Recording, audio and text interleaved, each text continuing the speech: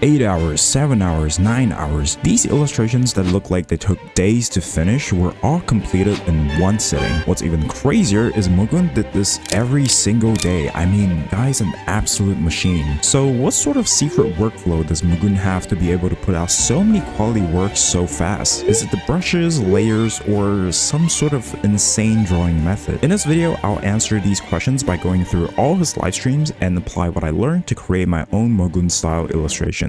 Let's go. So I watched a few of Mogoon's live streams, and the very first thing I noticed is the secret recipe to drawing like Mogoon is probably 30 coffees a day and being locked away from your loved ones, because who is drawing 9 hours straight every single day? Jokes aside, Mogoon's workflow is actually really simple and consistent. Every single illustration, there's always these 4 steps that he goes through, and the time spent in each stage is eerily identical. Let's talk about the sketch phase, because Mogoon goes all out and does a color sketch for every illustration. This does a couple things. It lets Mogoon see the final picture in a lower resolution with very little time investment, and it lets him work out the main compositional problems and lighting of the piece. During this phase, what we want to pay attention to is not the anatomical details, facial expressions, or anything really detailed like that. We want to work with big shapes only, thinking about value structures, the pose and positioning of the character,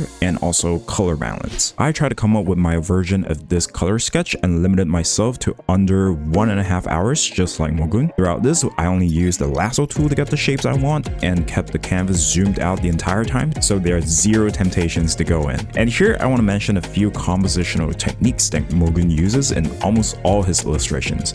He almost never positions his characters in line with the camera like this. The camera is always either looking up or down or aside or whatever on the characters, just not straight on. I want you to think of the entire character as a big cylinder or cube for a second. If you look at the cylinder straight on like this, you can barely tell what the actual 3D form looks like. It just looks flat. Very uninteresting, very plain. But as soon as you turn the camera a little bit, suddenly you can see a lot more clearly what the actual form looks like. This principle is the foundation in how you choose to pose your characters and positioning the camera. More on this later. Another thing that Mogoon does is part of the characters' bodies are also always slightly cropped away, and they're often used as a compositional technique to guide the eyes back up to the focal point, which in most cases the face. This way the character takes up the majority of space on the canvas and conveniently places the face around this 2/3 line of the canvas, satisfying the rule of thirds, which you have probably heard of at this point. But if you haven't, you basically want to divide the canvas into thirds like this and place your focal points on these intersections. Apparently this is good, and you notice this pattern happening across most of Mogoon's illustrations. Aside from that, there's also a lot of subtle framing stuff happening, like the hands literally forming a rectangle around her face.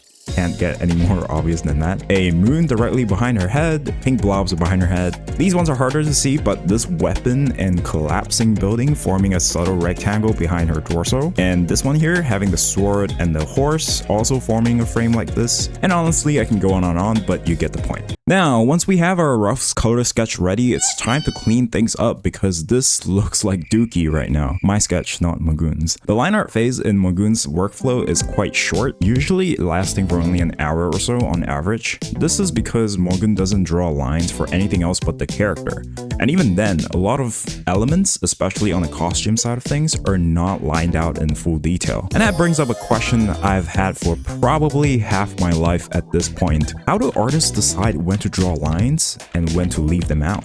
And we can find the answer in this juicy pork dumpling. There are several ways we can approach drawing this dumpling, but Mogoon's way specifically is this low effort line art plus painterly combo we see here in the middle. Most of the lines are drawn around the silhouette of the dumpling, not the insides. Almost all of the details inside, like the folds, are painted out with brushstrokes, but there are still hints of that cel-shaded style from typical anime look because the rendering is more simplistic instead of fully realistic like this. Mogoon's line quality has a very relaxed feel to it. It doesn't feel like he's trying to force the lines to be perfect.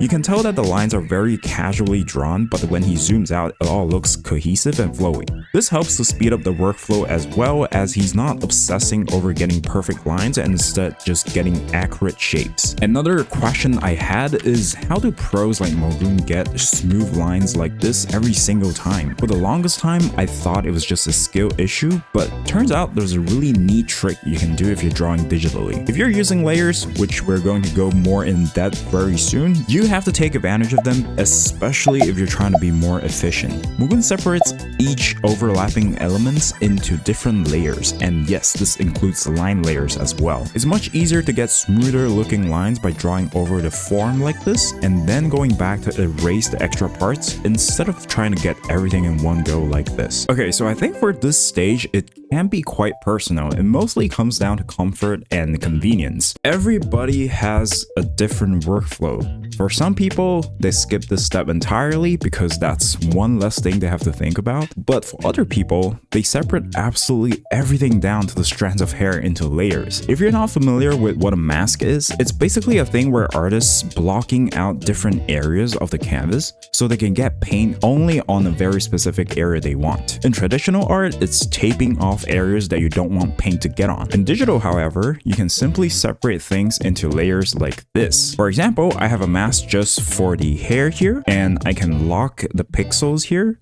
So I am painting only in that area and not outside of it. For Mogoon, masking is all about efficiency and speed. You basically want to separate things out if they're either overlapping or a different material, but not to a point where he has hundreds of layers to manage. Honestly, if you really want to simplify things down, you can even combine these as long as they're not touching each other. This way you can individually adjust things if you need to, or paint only in that area as we talked about earlier, instead of having to lasso that area off manually each time. Especially if you're drawing on an iPad where there's a hard layer count, you really want to manage your layers well. Granted that the limit is actually pretty generous these days, but you still want to keep things as neat as possible for your own sanity. I separated my layers into clothing, overlapping pieces of Keyfree's cape, the water droplets and parts of his body, the head, and of course the dragon and the sky in the background. That makes up a total of this many layers so far. And for this stage, Mogoon usually spends around 30 to 45 minutes depending on the complexity of the piece. It's pretty straightforward, especially with tools like the paint bucket and reference layers on Clip Studio. The lasso tool is also pretty good to refine your mask further, since the bucket tool don't work very well unless your lines are super clean. Small price to pay, but hey, a clean line pass like this takes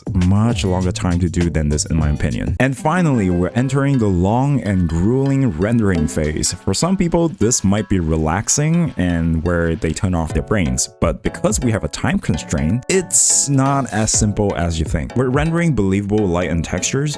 Mogoon uses a bunch of brushes to help speed up the process. This is actually where all the masking we did earlier come in handy, because now I can freely use different brushes to texture these surfaces without worrying that it will spill over to other things. With painting light, you should have this figured out in the sketch phase, but here you just want to slowly sculpt out the form using our sketch as a guide. The way the layers are set up really allows us to still get that painterly feel that Mogoon has, instead of the classic cel-shaded anime style where everything is super smooth. A huge thing Mogoon does during this phase is to add in the bounce lights and subsurface scattering. If you don't know what those are, here's a really quick rundown. Basically, with any materials, light interacts with them by either bouncing off of them or going through them. The bouncing ones are simple enough to just get reflected off surfaces like this. If, for example, if her thighs are underneath this glove right here, then the light hitting her thighs will reflect back up to the gloves, which is why you see Mogoon adding this subtle skin tone here on the gloves. This is bounce light. Now with subsurface scattering, it's a little bit more complicated because with different types of materials, light can either go through them fully, not at all, or partially. And the vast majority of materials in this world, especially organic stuff,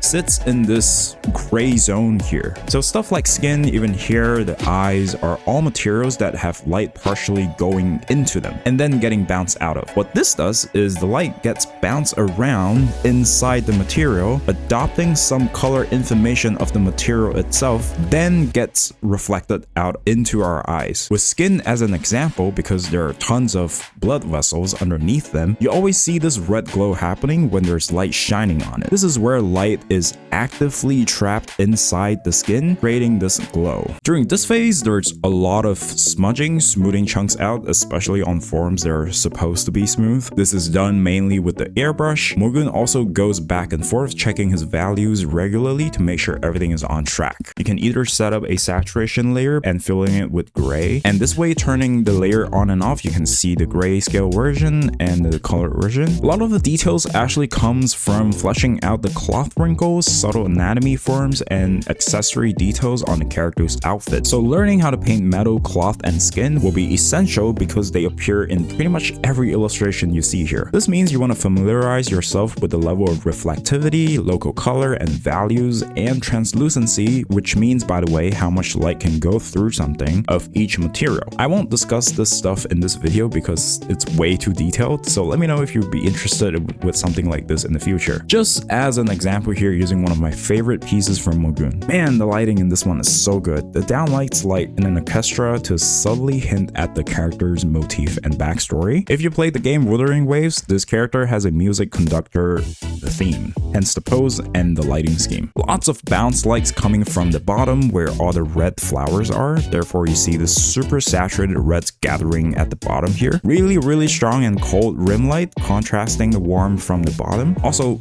the rim light is very harsh as well, creating this separation here around the character's face as opposed to the bottom half of the piece, which are all soft bounce lights, almost merging everything together. This creates this contrast between super angular shapes at the top and very soft and merged shapes at the bottom. If you squint your eyes, you will see this kind of value distribution. And really, there's only one light source here if we don't count the bounce lights as a light source. It's so simple and so effective. Now, how can we learn to do this?